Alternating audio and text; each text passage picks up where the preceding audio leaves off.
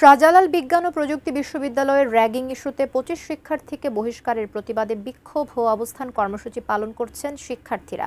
বিস্তারিত জানাতে ক্যাম্পাস প্রাঙ্গণ থেকে আমাদের সঙ্গে সরাসরি যুক্ত হচ্ছেন প্রতিনিধি কামরুল ইসলাম মাহি। মাহি, বলছিলাম যে র্যাগিং ইস্যুতে ২৫ শিক্ষার্থীকে বহিষ্কারের প্রতিবাদে বিক্ষোভ এবং অবস্থান কর্মসূচি পালন করছে শিক্ষার্থীরা। তারা আসলে কি বলছে, তারা পরবর্তীতে কি চাইছে, সব মিলে একটু সেখানকার অবস্থাটা আমাদেরকে জানাবেন।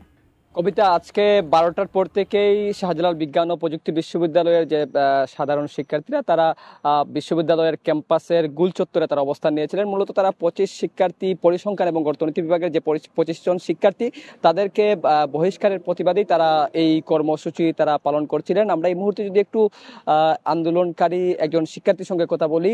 আপনাদের যে আজকের যে কর্মসূচি কিছুক্ষণ আগেই শেষ হলো এবং আপনাদের যে দাবি, আপনার দাবির কথা বলছিলেন যে ২৫ শিক্ষার্থীকে পুনরায় আবার ছাত্রত্ব যেটি রয়েছে সেটি ফিরিয়ে দেওয়ার, আপনাদের সর্বশেষ প্রশাসনের সঙ্গে আসলে কোনো আলোচনা হয়েছে কিনা? না, প্রশাসনের সঙ্গে আমাদের সরাসরি কোনো আলোচনা হয়নি। প্রশাসন আমাদের সাথে এখন পর্যন্ত আলোচনার কোনো অ্যাপ্রোচ করেনি।